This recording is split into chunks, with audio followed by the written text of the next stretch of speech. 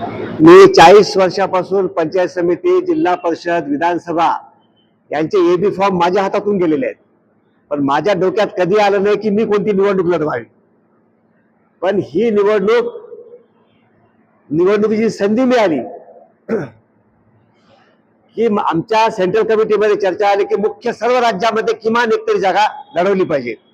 त्या दृष्टिकोनातून आमचा मार्क्सवादी पक्ष महाविकास आघाडीचा घटक आहे. आम्ही दिंडोरीची जागा त्यांना मागितली होती, पण त्यांनी ती जागा आम्हाला सोडण्याचा सुज्ञपणा दाखवला नाही. कारण मागच्या लोकसभा निवडणुकीमध्ये ती जागा स्वतंत्र लढवली होती. त्याच्या परिणामी भाजप त्या ठिकाणी निवडून आला आणि राष्ट्रवादीची जागा गेली. त्याची पुनरावृत्ती होऊ नये, कारण आताची लोकसभा ही एका विशिष्ट परिस्थितीमध्ये होत आहे. या निवडणुका साध्या निवडणुका नाही आहेत. एक तर या देशात लोकशाही राहील नाही तर जाईल, अशी अटीतटीची निवडणूक असल्यामुळं आम्ही अतिशय गांभीर्यपूर्वक याकडे बघत आहोत.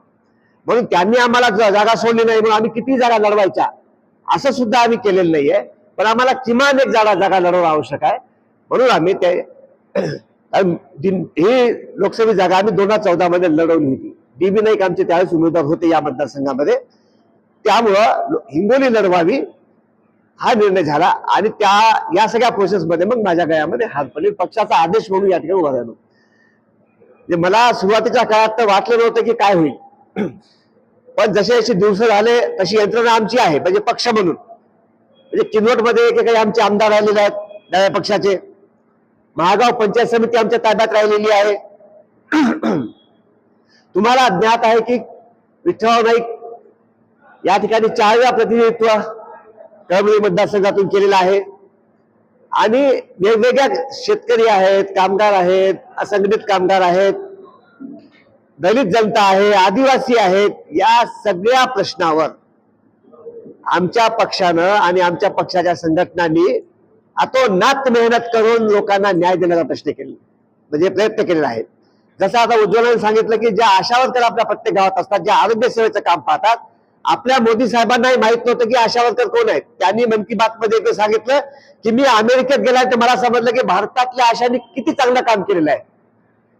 हे त्यांचं स्टेटमेंट आहे की भारतातल्या आशांनी इतकं काम चांगलं केलेलं की आता म्हणजे एकही महिला मृत्युमुखी पडत नाही आपल्या देशामध्ये डिलिव्हरीच्या वेळेस. सगळी बाळंतपणे ही आज घरी न होता हॉस्पिटलमध्ये होतात. आणि याचं सर्व श्रेय ते आशा मिळते. यांना काय मिळत होते? याला 500-600 हजार रुपये मिळत होते. ती संघटना आम्ही बांधल्यामुळं तुमच्या हिंगोली जिल्ह्यामध्ये, नांदेड जिल्ह्यामध्ये ती महाराष्ट्रात फोफवली, देशात फोफवली. आता या महिन्याला 15,000 म्हणजे अनेक कुटुंबामध्ये त्यांच्या याच्यामध्ये सुखाचे 4 घास जातील असा प्रयत्न आमच्या पक्षाने केलेला आहे. त्याचं निश्चितच फळ आम्हाला या ठिकाणी आज मिळणार आहे. एक आमचं हे बेसिक काम आहे. त्यामुळं कार्यकर्त्याची फळी आमच्याकडे आहे. म्हणजे आज उमेदवार म्हणून माझ्या असं अजिबात टेन्शन नाहीये. म्हणजे मी आज प्रेस कॉन्फरन्स समोर येताना अजिबात टेन्शन नाही की आज इतर मतदारसंघामध्ये इतर प्रचाराचं काय होईल. सगळ्या ठिकाणी टीम आहे. म्हणजे तुमच्या कळमनुरीमध्ये आहे, औंढ्यामध्ये आहे, हिंगोलीमध्ये आहे, वसमतमध्ये आहे, तुमच्या उमरखेड आणि महागाव, किनवट, माहूर, हिमायत, सगळ्या ठिकाणी सर्व ठिकाणी यंत्रणा उभी आहे. आणि आम्हाला पैसा जास्त लागत नाही. तुम्हाला माहिती आहे आमचे विनोद निकोले आमदार एकमेव CPMचे आमदार आहेत की ज्या सगळ्या फोडाफोडीच्या वातावरणामध्ये खुलेआम फिरत होते. त्याला हिंमत नव्हती कुणाची की 50 कोटी घ्या आणि काही कर म्हणून म्हणायची. ते विनोद निकोले आज आपल्या मतदारसंघात आहेत. कालपासून माहूर, किनवट, उमरखेड आज त्या ठिकाणी त्याचा प्रचार दौरा आहे. म्हणजे जोरात प्रचार मोहीम सुरू आहे, सायलेंटली चालू आहे. आमचं मत आहे की ही तिरंगी लढत CPMच्या उमेदवारामुळे चौरंगी झालेली आहे. आणि आपल्या पत्रकार बंधूंनी सुद्धा याच्याबद्दल काही कॉमेंट केलेले आहेत जे आमच्या वाचनात आलेले आहेत की चौरंगी झालेली आहे. आता माझं म्हणणं आहे की दोन जे वंचितचा प्रश्न आमच्या समोर नाहीये. वंचितची आमची अजिबात फाईट नाहीये.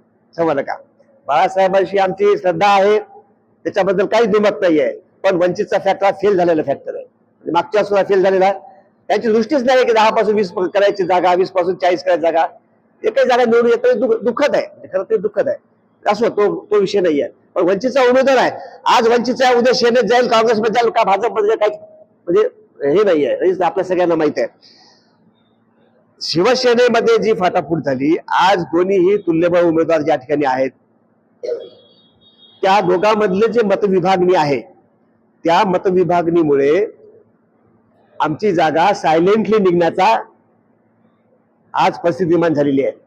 म्हणजे मला आठवते, आपले माजी मुख्यमंत्री अशोक चव्हाण लोकसभेला उभे होते फार वर्षापूर्वी, डॉक्टर कापदे निवडून आले होते. त्या प्रचार मोहिमेमध्ये आम्ही होतो. आम्हाला असा संशय सुद्धा नव्हता की डॉक्टर कापदे निवडून येतील, पण रिझल्ट समोर आला की डॉक्टर कापदे निवडून आले. तसा चमत्कार होण्याची शक्यता आहे आणि विळा हातोडा परत हिंगोलीमध्ये लोकसभेला येण्याची शक्यता आहे, असं आमचं मत आहे या सगळ्या परिस्थितीमध्ये. तर या आणि आता आम्ही जो प्रचार मोहीम करतो, अक्षरशः एका गावामध्ये गेलो, त्या गावातल्या तरुणांनी आम्हाला फिरवलं, आमचे पॉम्पलेट घेतले, दस्त्या घेतल्या, झेंड्या घेतले. त्यांनी सांगितले की आम्ही सगळ्या राजकारणावर बहिष्कार घातला होता. ती मुलं क्रिकेट खेळत होती, तरुण मुलं, आणि खेळत असताना कुणीकडे पळत नाहीत मुलं. लाल झेंड्याच्या गाड्या बघितल्या, आमच्याकडे आले धावत ते आणि आमच्यासोबत प्रचार करू लागले गावात. आणि त्यांनी सांगितले की ऍक्च्युअल आम्ही कोणत्याही राजकीय पक्षाच्या प्रचार मोहिमेत सामील होणार नव्हतो, पण आम्ही लाल बावटा आहे आणि एवढं माहिती आहे की आम्हाला हे लोक इमानदार आहेत, त्याच्यामुळे आम्ही सगळे आलो. म्हणजे जनता जी आहे ती या प्रस्थापित लोकांना कंटाळलेली आहे. ह्या सुद्धा फॅक्टरचा आम्हाला निश्चित असा फायदा होणार आहे. आणि लोकसभेमध्ये आमची जागा जी आहे ती लागणार. आता काही सामाजिक फॅक्टर, काही वास्तव आहेत. आमचं गाभणे कुटुंबीय म्हणलं तर काही वेगळं सांगण्याची गरज नाही. तर जातीपातीच्या पलीकडे जाऊन सुद्धा काही सामाजिक फॅक्टर चालले. तर परत आणखी काही गोष्टी, म्हणजे राजीव सातव साहेबांनी शेतकरी आंदोलनामध्ये जी भूमिका निभावली होती, दिल्लीला जे शेतकरी आंदोलन झालं, मोदी सरकारने घेतलेले आतापर्यंतचा कोणताही निर्णय त्यांनी बदलला नाही. पण जनतेच्या, शेतकऱ्यांच्या लढ्यापोटी त्यांना हे तिन्ही शेतकरी विरोधी केलेले कायदे वापस घ्यावे लागले. त्या शेतकरी आंदोलनामध्ये एक चांगली प्रभावी भूमिका लोकसभेमध्ये राजीव सातव यांनी खासदार असताना निभावली होती. त्याच्या परिणामी त्यांना संसदेतून म्हणजे त्यांची सदस्यत्व रद्द केलेलं होतं. तर ही जी काही पोकळी आहे, ही पोकळी सुद्धा त्या निमित्तानं भरून निघण्याची आहे. ही सुद्धा अंडरग्राऊंड सगळी चर्चा लोक करत आहेत. त्यामुळे ही पुनरावृत्ती होण्याची शक्यता आहे असं मला वाटते. या आम्ही निवडून आलो तर या ठिकाणचे जे प्रश्न आहेत आम्हाला नव्याने सांगण्याची गरज नाही. आमचे कार्यकर्ते तुम्हाला माहित आहेत, तुमच्या भागातले आहेत. आणि ह्या आमच्या बैठका, या जिल्ह्यात आम्ही प्रभारी आहो. म्हणजे मी नवीन नांदेड, हिंगोलीच्या नवीन नाही आहे. या हिंगोली जिल्ह्याचा मी प्रभारी आहो. महिन्यात, 2 महिना, 4 महिना, 6 महिना येत असतो. या ठिकाणचे प्रश्न माहित आहेत, या ठिकाणच्या पाण्याचे प्रश्न माहित आहेत. सिद्धेश्वर येलदारी धरणातून हा हिंगोली मार्गे जर डावा कालवा काढला त्याचा उपयोग होऊ शकतो, हे आम्ही प्रश्न लावून धरणार आहोत. रेल्वेच्या विकासाचे प्रश्न, तुम्ही जालन्याहून जर एक रूट तुम्ही पुसत पण घातला, सर्वे जर केला. आता मी सांगतो तुम्हाला, नांदेडमध्ये किनवट ते मुदखेड ही ब्रॉडगेज लाईन ज्यास मंजूर झालेली होती, वर्षाला 1 कोटी रुपये मंजूर होते बजेटमध्ये. तर 100 वर्ष लागत होत्या लाईनला. ज्यास आमचं युपीएच्या सरकारला आमचा केंद्रावर पाठिंबा होता. आमचे ज्येष्ठ पत्रकार नांदेडच्या सुधाकररावजी डोईफोडे यांना आम्ही घेऊन गेलो दिल्लीमध्ये. लालू प्रसादासोबत टेबलवर चर्चा आली आणि 8 दिवसामध्ये 100 कोटी मंजूर झाली. आणि ती रेल्वे म्हणजे योग्य हस्तक्षेप जर केला तर, आणि विकासाची दृष्टीही पाहिजे त्या दृष्टीनं.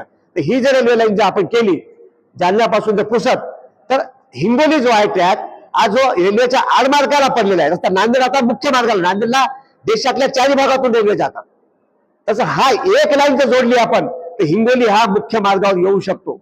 आणि फक्त काय, एक 200, 250, 300 किलोमीटर आहे आणि हे होऊ शकते. ती नफ्यामधली लाईन होऊ शकते.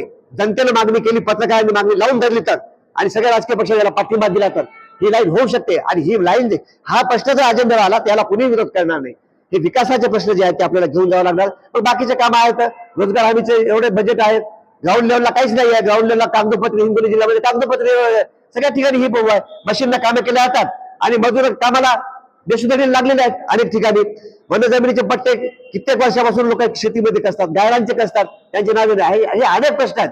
शेतकऱ्यांचे प्रश्न आहेत, मजुरांचे प्रश्न आहेत, विद्यार्थी युवकांचे प्रश्न आहेत, सगळ्या शिक्षणचे प्रश्न आहेत आणि पत्रकारांचे सुद्धा प्रश्न. आम्ही मागणी करत आहोत, पत्रकारांसाठी तुमचं कल्याणकारी मंडळ करा. घर कामगारांसाठी मी नांदेड जिल्हा संघटना बांधली, मंत्र्या पण झगडे केले. त्यावेळेस मंत्र्यांनी आमच्यासमोर शब्द वापरलेले आहेत की कायदा काय चुली पण न्यायचा का. आम्ही त्यांना सांगितलं कायदा कुठपर्यंतही न्या, कायदा हा लोकांना न्याय देण्यासाठी आहे, तो चुलीपर्यंत नाही का कुठपर्यंत न्याय, पण त्यावर घटका न्याय मिळाला पाहिजे. तर म्हणजे बजेट कुठं आणायचा, तर तुम्ही सगळ्यासाठी पेट्रोलवर 1 रुपया वाढवता, या गरीब महिन्यासाठी 1 रुपया वाढवा की. लगेच निर्णय मंजूर झाला आणि महाराष्ट्रामध्ये घर कामगार मंडळाची स्थापना झाली. त्यात या सगळ्या गोरगरीब महिलांना, गोरकर्मी महिलांना आज न्याय मिळाला. पत्रकारांसाठी आज काय सुरक्षा आहे, हा सुद्धा आमचा प्रश्न आहे. टेन्शनचा काय प्रश्न आहे, हे सगळे प्रश्न आहेत, कर्मचाऱ्यांचे प्रश्न आहेत, कामगारांचे प्रश्न आहेत. हे सगळे प्रश्न लावून धरण्यासाठी तशी विचारदृष्टी पाहिजे, तशी क्षमता पाहिजे. असं क्षमता असलेले उमेदवार, क्षमता असलेला पक्ष निवडून द्यावा असंही आम्ही जनतेला आवाहन करत आहोत. आणि त्या दृष्टीनं हिंगोलीमध्ये मार्क्सवादी पक्षाचा लाल झेंडा यावेळेस लागेल एवढा मला या ठिकाणी विश्वास आहे. एवढं मी या ठिकाणी मत मांडतो आणि थांबतो. काही प्रश्न असतील तर आपण जरूर करावे. चर्चा आहे. फॉर एक्झाम्पल आता वंचित सोबत आमची फाईट नाही, परंतु वंचितचा जो आज सगळा फॅक्टर चालू आहे तो बंजारा, दलित आणि मुस्लिम हे असे जातनिहाय समीकरण बघून हे इतर पक्ष काम करतात. आपल्याकडे असं काही फॅक्टर आहे का, फक्त विचार? आमच्याकडे तर सगळाच फॅक्टर आहे. मी असा एकमेव उमेदवार आहो. तुम्ही किनवट माहूरमध्ये जा, वंचित पेक्षा मला जास्त बंजारा समाजाची मतं मला जास्त आहेत, आदिवासींची मला जास्त मत आहेत. माहूरमध्ये जा, डीबी नाईक आमचे बंजारा समाजाचे पुढारी आहेत, म्हणजे महागावमध्ये. तर टोटल आता हे आमचे बंजारा समाज, आम्ही जात मानत नाही, पाच मानत नाही, पण सगळे कार्यकर्ते तळागावातून वेगवेगळ्या जातीतले आहेत, दलित समाज सगळ्यात. तर मतं, मला जी मतं आहेत सगळ्या समुदायातली मतं आहेत. सगळ्यांची मतं तोडणारा आज एकमेव उमेदवार म्हणून मला, म्हणजे काही उमेदवाराला धास्ती पडलेली आहे. मला उद्धव ठाकरे साहेबांचे कार्यकर्ते पवारला भेटले होते. ते म्हणजे तुमच्या उमेदवारीमुळे आम्हाला थोडा त्रास होता. त्रास होणार आहे, तुम्ही महाविकास आघाडी आम्हाला एक जागा सोडली असती तर त्रास झाला नसता, समजलं का? तर हा त्रास सगळ्यांना आहे, सगळ्या ठिकाणी आम्ही मतं घेणार आहोत. असं आहे. तुम्ही मागच्या वेळेस दिंडोरीचा विषय केला, यावेळेस हिंगोलीसाठी काही प्रस्ताव होता का? हिंगोलीसाठी प्रस्ताव नव्हता. आमचा एकमेव मागणी केली. आम्हाला माहित आहे की आजची लढाई जी आहे ती आपल्याला सगळ्याला मिळून बसून भाजपला हरवणं, आमच्या पक्षाची ताकद वाढवणं, आमचा उद्देश आमच्या पक्षाची ताकद वाढवणं, दुसरीकडे या देशावर आलेलं संकट जे आहे सरकार, जे भाजप सरकार आहे ते हटवणं, हे आमचा मुख्य उद्देश आहे. त्यामुळे महाविकास आघाडीमध्ये आम्ही आहोत. आणि हे हिंगोली लोकसभा मतदारसंघ जे आहे यामध्ये वगळता 47 ठिकाणी आमचा त्यांना पाठिंबा आहे भाजपच्या विरोधामध्ये. त्याच्यात काहीच दुमत नाही आहे.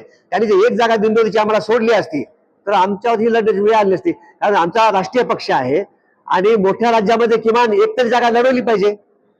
तर त्यासाठी त्या दृष्टिकोनातून आपण हे लढवत आहोत. पण मलाही सुरुवातीला वाटलं होतं की आपण लढवायचं म्हणून आता होईल आहे, पण आम्ही ज्यावेळेस आता उतरलो मैदानामध्ये, लोकांचा जो प्रतिसाद आहे समजला काय, तर तो प्रतिसाद एकदम वाखाणण्यासारखा आहे. म्हणजे तो चमत्कार होईल, म्हणजे आज कोणाला कोणत्या राजकीय पक्षाने वाटणार नाही असा चमत्कार होईल अशी परिस्थिती आज आहे.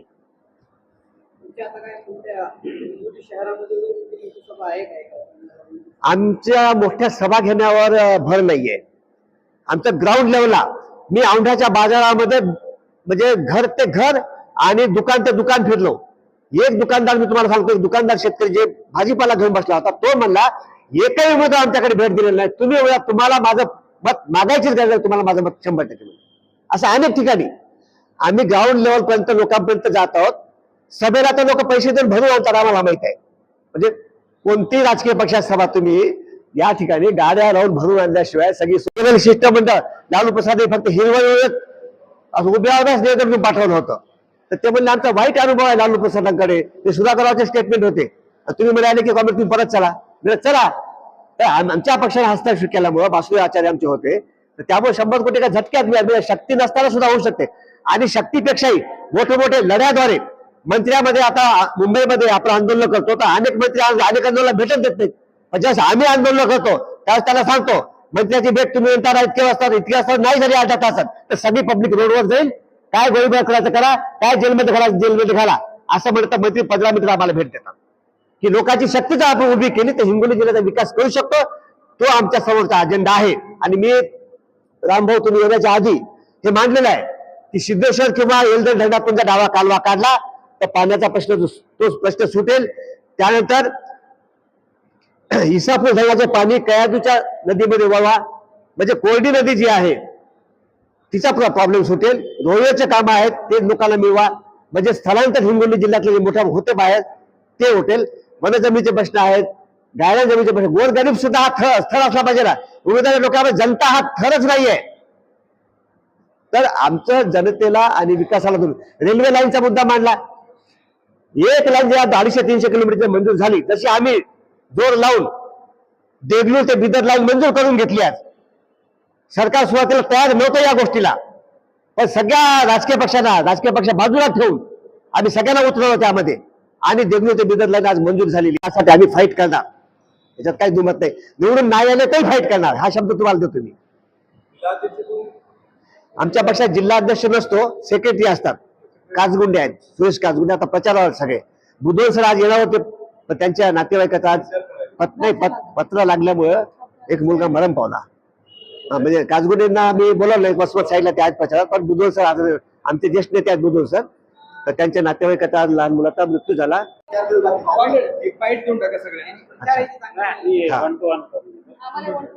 बरं ठीक.